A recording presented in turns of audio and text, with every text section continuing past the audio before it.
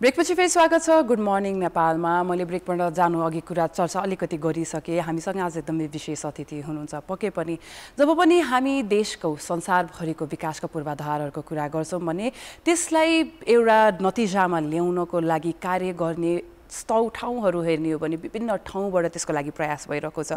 विकास हाम्रो लागि एउटा सरकारले मात्रै गर्ने नभइकन सबैजनाले आफ्नो ठाउँबाट गर्ने कार्यहरू पनि हुन्छ र यसरी नै आफ्नो जीवनमा 2 दशकभन्दा लामो समय विकासको विभिन्न आयामहरूमा काम गर्दै आइरहनु भएको व्यक्ति हुनुहुन्छ जो संसारको कुना कुना पुगेर विकासका यी पूर्वाधारहरूमा काम गर्नको लागि के गर्न सकिन्छ भन्ने एकदमै उहाँले प्राथमिकता दिएर यो 2 दशक पुरा गरिसक्नुभयो।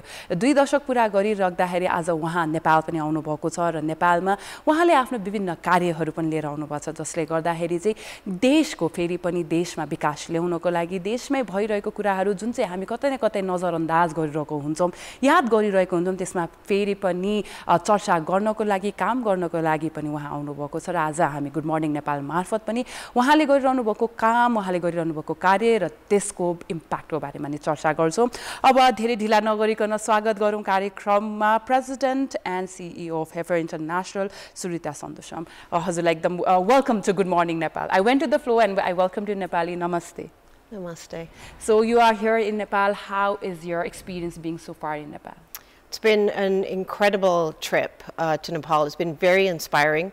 I've come here with our supporters and I've been here with my colleagues in Nepal looking at our different projects in the country. Yes, so this is your first time in Nepal? No, actually it's my second time. Second time, yes. Yeah. And what are your expectations, how we look forward for this experience in Nepal while you are here? Well, so one of the reasons I came is we as Heifer International, which focuses on ending hunger and poverty while caring for the earth, we've been doing this for 80 years and we're celebrating our 80th anniversary. Wow. And we've been in Nepal for almost 30 years. Yes. So it's one of our longest standing programs.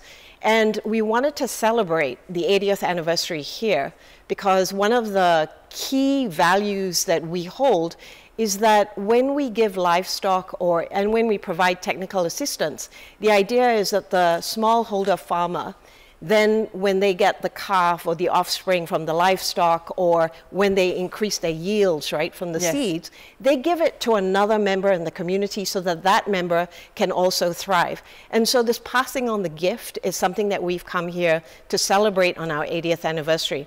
And it's been a great event. Wow. Well, congratulations for coming in the 88th celebration of Heifer International. It's really a very, very long years that it has been. So how was the experience you working in Heifer International has been so far, working with them, working with the cause? It is something that you always wanted to work with, or what was it? How was your experience working with Heifer has been? So let me just say that I've been in the organization, it'll be 2 years in October. And it's been a real gift to be the CEO and president of an organization that's been around a long time, Heifer International. And I would say that the work that we're doing, the mission that we're carrying out, is required for a further few decades because we are not improving hunger and poverty.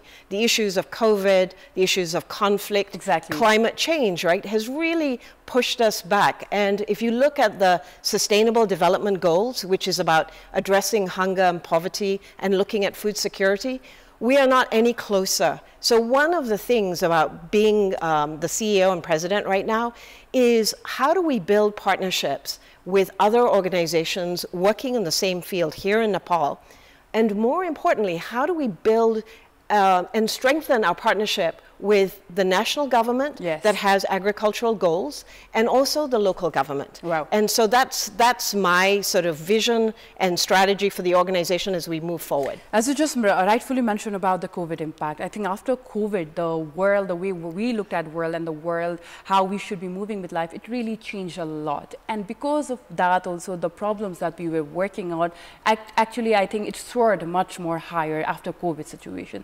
So how much challenging it has been for Heifer International, specifically after COVID, to work on this indicators that you just mentioned about. There are lots of indicators to work on, but you highlight about hunger and poverty. So how challenging it has been, especially after COVID? Well, I mean, there's the aftershocks of COVID that's been impacting all countries, including Nepal. One thing I will say, right, there is an opportunity here because when COVID was happening, it was difficult to get food, food for urban areas. Exactly. We work with smallholder farmer women, and they live in rural areas. And we, you know, one of the things that we have been talking about is how do we see them as producers of food to allow the rest of us to eat? And that was happening during COVID. So you were getting food from the rural areas that were feeding the urban population. So now what we want to do as we're getting through COVID, and we will get through this, is really to make sure that people start to see women farmers as producers, that the value chains that we are supporting them in terms of goat rearing, vegetables, cattle rearing, dairy, how they can then get to market. Yes. And that's a really important piece of the puzzle of addressing COVID, you know, as we get through it. So you are now working on the solution rather just focusing on the problems. And there are lots of problems, but it's very important to work on the solution. You just mentioned about working with the farmers. I think any country or wherever, whatever we are doing, the most important indicator is food and hunger to be eliminated is to work on our agriculture. Correct. To work with the farmers. Yes. But sometimes we neglect the fact of how we should benefit our farmers, and most of the time the nation ignores the crisis or the problems of farmers. So can you share a little more or highlight more on how you are working with the Nepalese smallholder farmers, or especially in terms of making them more productive, and also, as you mentioned about market access, how you are making those market access for them as well? Yeah, it's a great question, Priya, and it's a complicated one. So I want to start from how we began. I think there's been a focus around women farmers particularly. Yes. If you think about the conditions in Nepal and the political conditions, the economic conditions, men have to go away to earn a decent living. So who's left behind? The women. So we have supported women by creating self-help groups, co-creating them with these essentially collectives where they come together, they save money, they start to see that they're able to create businesses through these value chains, and then they create co-ops. So in the time that we have been here in Nepal, we have basically reached out to 400,000 women farmers in the country in over 50 districts. And in doing that, from creating a self-help group where they feel empowered, they have agency, they understand the technical solutions regarding their business, right? Yes. And then we help support them through figuring out what is the market system that's required to support them to get a decent living. What happens with these women when they come together is they start to think about feeding their children nutritious food, they make sure that they have an education, and they're building out their businesses. And we have, in this trip, heard from women farmers where they've summoned home their husbands and their sons, if they're old enough, right? Come back to help them take care of their value chains and their businesses. And these women, because they have agency now, they're starting to see themselves as women leaders, and they're contesting local elections. Yes. And I've met several women deputy mayors. Yes. And it makes you, it makes you feel proud, right? That we're working with them, and it's their drive and their ambition that's making the change. Wow. So as you again mentioned about, it's very important to work for the things that women want and how we can make them economically empowerment through, especially through farming. But while doing so, a very important two aspects also come along together. Having that, making sure there is human rights aspects and social justice as well. So your experience, because you are not only, because of your experience, MNC International, or we talk about Heartland Alliance, so how you make sure that you incorporate both human rights and social justice while you are at the work, while you are working with for Hayfair, especially for marginalized farming women, especially as you are talking about, how you make sure you incorporate these things as well? It's a great question. So when I started out in my career, which was in human rights, we have moved a long way in terms of thinking about development. And you cannot think about international development without thinking about human rights. People's rights are, they shouldn't be discriminated on the basis of their gender, sex, thought, and basically assembly.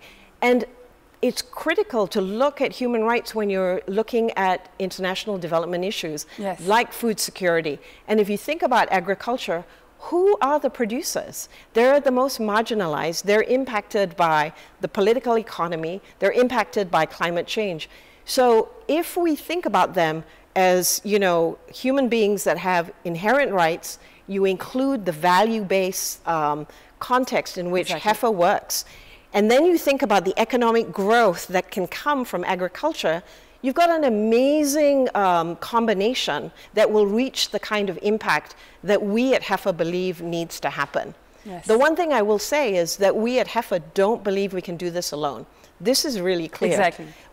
The problem is huge, right? Yeah. It's huge in Nepal. We know the government wants to change it. So how do we work with the government? How do we work with civil society? How do we work with the community, most importantly? And how do we work together to actually get to the impact that we want, which is ending hunger, poverty, creating, I guess, decent incomes for our farmers to lead thriving lives. Ultimately, they're the center.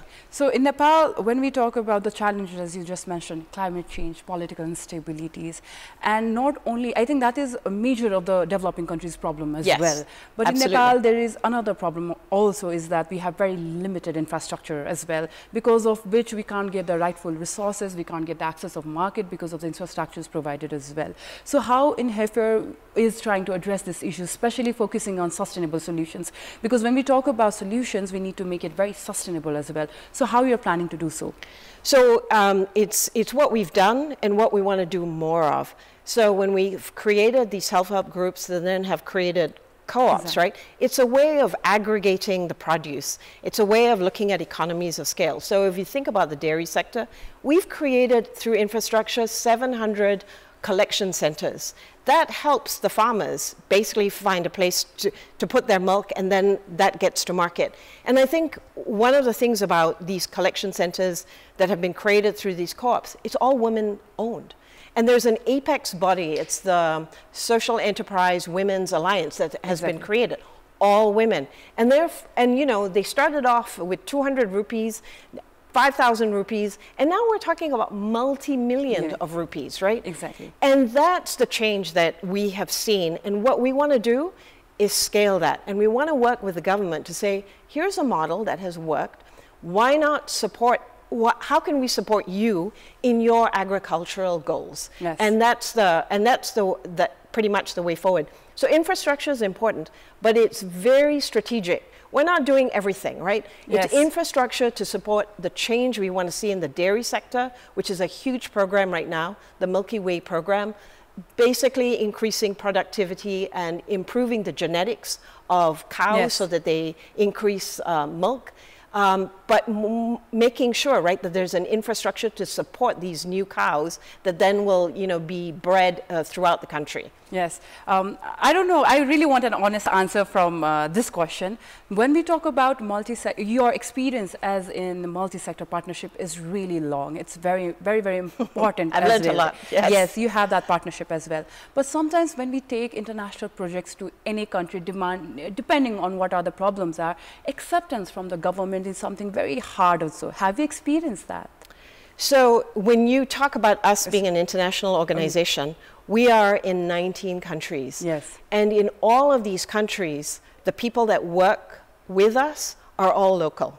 Yes. So I work with a local team who have relationships with the government. Yes. And that relationship is critical, right, to the work that we're doing. So it's not us coming from the outside. Yes. It's actually us working inside from the grassroots. And all of our staff are from the communities. Yes. At some point, they lived in these communities, they speak the language, and so there's a trust built, right, with the government. So from a global perspective, we are a global organization. What are we bringing to the table? Access to finance, investors, supporters, a way to communicate, right, what we're doing globally, sharing the example of what's happening in Nepal and using it in our other countries in Asia. We're in Cambodia, we're in India, Bangladesh. That's critical to us. So we're always working in partnership with our local staff and always working to so listen to our you mean that communities. this collaboration with Nepal and Heifer is going good? It's good with the DCA. They're not kicking us out. We met, I mean, yesterday we had an amazing event in Sinduli with the minister, with the mayor, and there were 700 women present, right? And we were celebrating the passing on the gift of the calves of these Holstein cows to the families, and it was from the family who got the original Holstein cow, which was 2 years ago when I first joined, and now the calves, right, to the families. And we were there with the government, and the minister of that province was saying he wants to do more with us. He wants to expand it beyond this one province, rather to all the districts.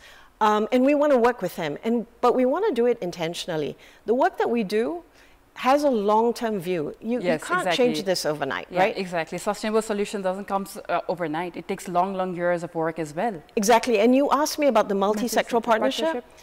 Yeah, it's about building trusted relationships. So you can't fix it in 6 months. You have to build these relationships, and when you build the relationships, you work through the barriers, right? The systemic issues that are causing the market systems not to work, or, you know, the difficulty of getting transport from, you know, say you want your vegetables to be sold, right? But you don't have a cold storage.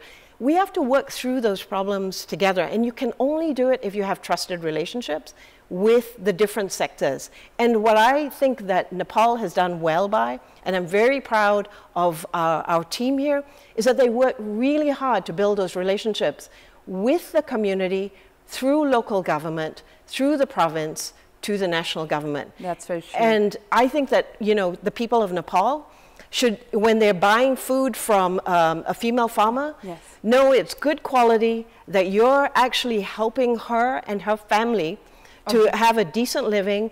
Their kids are going to go to school, they're going to get educated, and that's going to help the whole country eventually. Exactly. That's what we call about conscious consumption as well.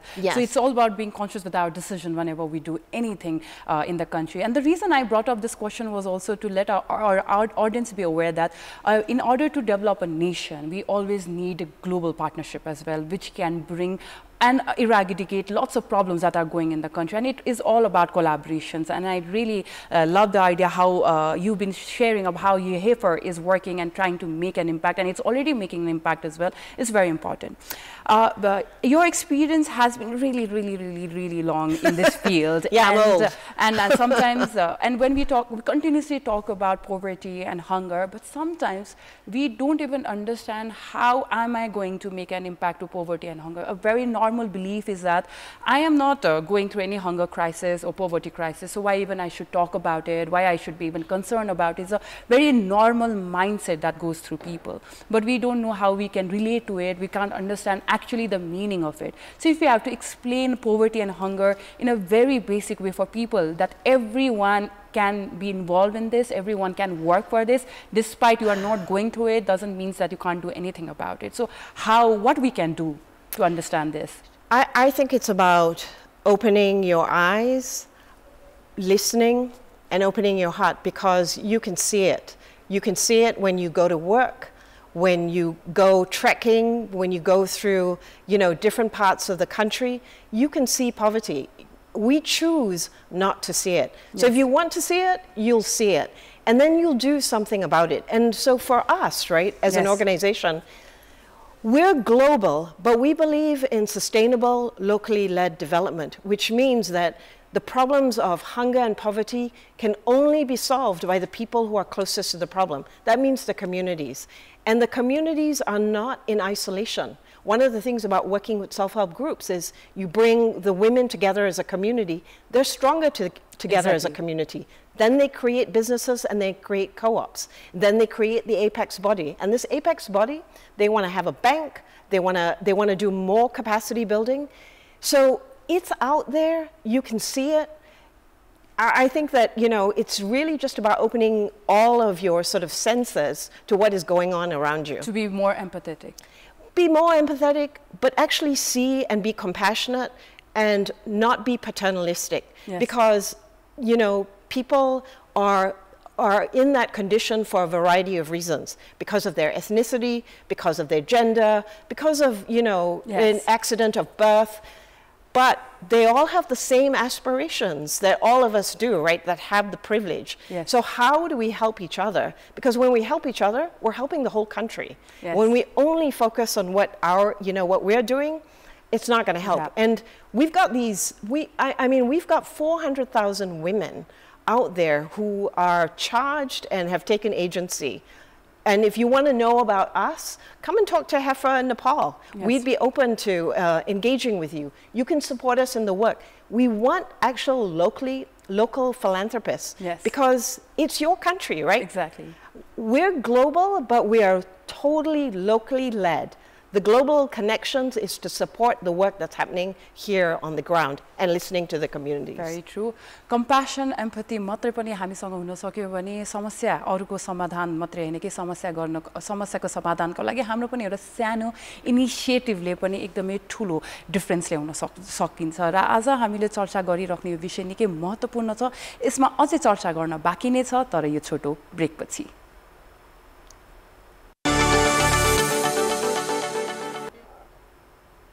ब्रेकपछि फेरि स्वागत छ good morning नेपालमा हामी आज चर्चा गरिरहेको छौं global non profit Heifer इन्टरनेशनलको प्रेसिडेन्ट एन्ड सिइओ सँग सुरिता सुन्दर जसले हामीलाई एकदमै धेरै कुराहरू र हामीले प्रयास गर्नै सक्ने कुराहरूको बारेमा एजुकेट गर्दै हुन्छ ग्लोबल प्रोजेक्ट भने त्यसले लोकली कति इम्प्याक्ट गर्छ र देशको स्तम्भलाई अझै बलियो बनाउन कतिसम्म मद्दत गर्छ भन्ने आज चर्चा गरिरहेछौं र यही विषयमा अझै चर्चा गर्न बाँकी नै छ so as we are talking about and highlighting the importance of how it's very important to empower the local farmers to work with the locals, very importantly, to have a result in national level as well.